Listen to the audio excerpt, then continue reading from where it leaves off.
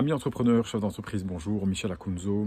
Alors aujourd'hui sur la table, un sujet qui est revenu de manière récurrente, notamment par rapport au couple et au couple d'entrepreneurs. J'accompagne un couple d'entrepreneurs qui travaillent ensemble, donc homme-femme.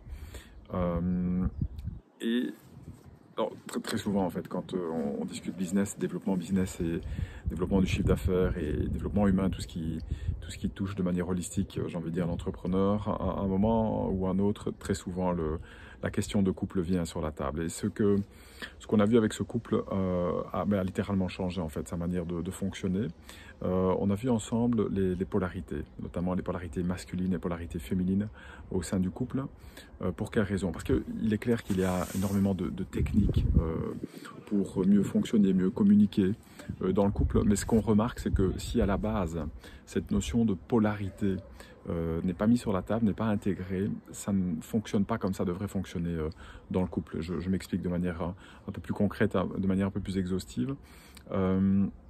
Et j'expliquerai après pourquoi les techniques sont tout aussi importantes et le lien avec la vente. Donc, en fait, au niveau des polarités masculines et féminines, ce qu'on remarque dans notre société actuelle, c'est que les femmes ont augmenté très fortement leur polarité masculine et l'homme a augmenté très fortement sa polarité féminine. Ce qui fait qu'on a une inversion des polarités dans les relations de couple, ce qui peut amener énormément de problèmes ou qui peuvent être réellement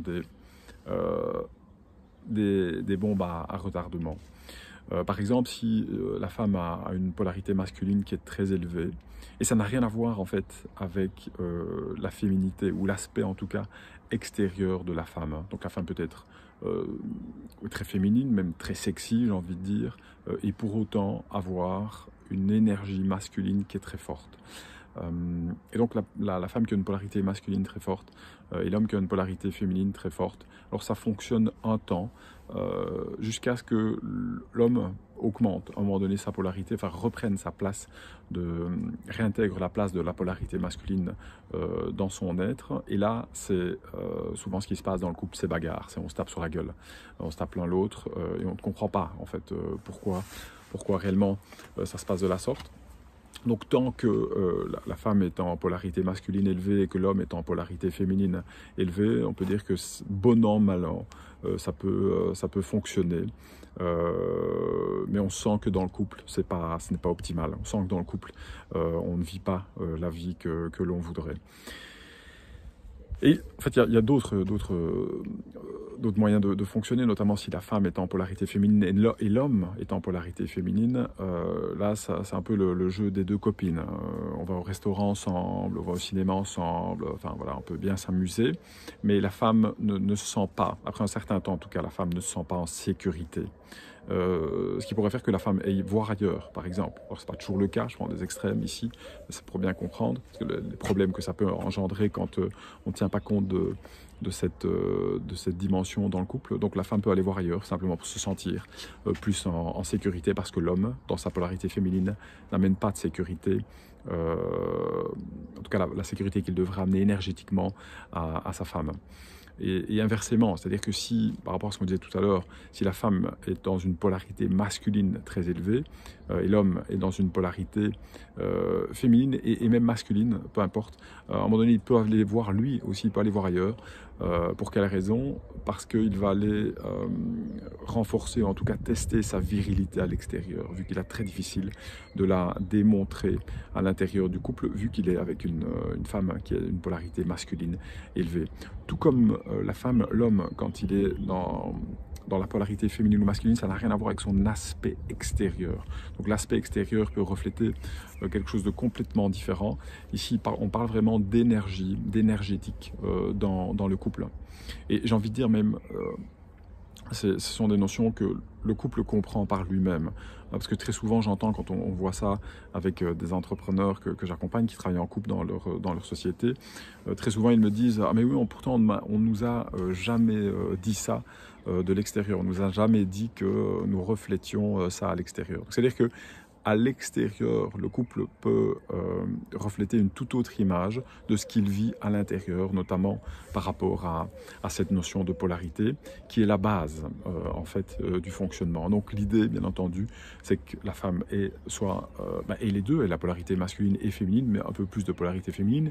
C'est pareil pour l'homme, qu'il ait les deux, donc polarité masculine-féminine et un peu plus de polarité masculine. Et donc l'homme qui est trop dans son masculin, on pourrait dire le masculin con, où il va mettre la femme en soumission, etc., pour se croire, enfin, en se croyant plus fort qu'elle. Bien entendu, ça a un impact hyper négatif et néfaste sur le couple également. Et donc le but, c'est que cet homme apprenne à augmenter la douceur, hein, donc cette polarité féminine de douceur, de souplesse, de parler avec davantage le cœur, plutôt que d'être dans de la force et de mettre en soumission, et que la femme qui est trop dans sa polarité féminine, par exemple, se mette en soumission. Et donc on voit que quand il y a un dérèglement au niveau de ces polarités masculines et féminines, très souvent dans le couple, il y a un lien de ce qu'on pourrait appeler de dépendance. Et donc, comme tout lien de dépendance, comme à la drogue, hein, à un moment donné, donc ça peut durer un certain temps, à un moment donné, ça éclate, ça pète. Et c'est là qu'on se demande en fait pourquoi l'autre est parti ou elle est partie et je lui ai tout donné et pourtant elle est partie. Oui, on lui a tout donné mais pas au bon endroit. Et j'en viens au deuxième point par rapport à cette notion de couple. Et j'aime le couple parce qu'on peut dire que le couple ça fonctionne comme dans la vente. Qu'est-ce que je veux dire par là? C'est que si on ne répond pas aux besoins de l'autre, bien entendu quand on a mis en exergue cette notion de polarité et qu'on l'a équilibrée, quand on ne répond pas aux besoins de l'autre, eh bien l'autre ne va pas acheter, ou en tout cas a moins de chances d'acheter, on a moins de chances d'aller dans la même direction. Et donc cette technique de vente, d'étude des besoins de l'autre pour être sûr d'y répondre, j'ai envie de dire journellement, de manière régulière, se fait également dans le couple.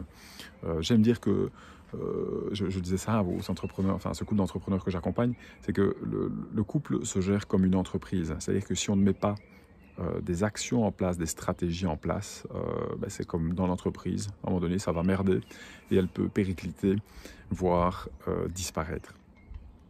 Donc voilà ce que je voulais partager avec vous, vraiment cette notion de renforcement du couple et de comment le renforcer pour avoir un business qui est davantage puissant et aligné au couple que l'on forme, car on dit que quand le couple va bien, tout va bien, et donc c'est tout ce que je vous souhaite. Voilà ce que je voulais partager avec vous, je vous souhaite une excellente fin de journée, à très vite, bye bye.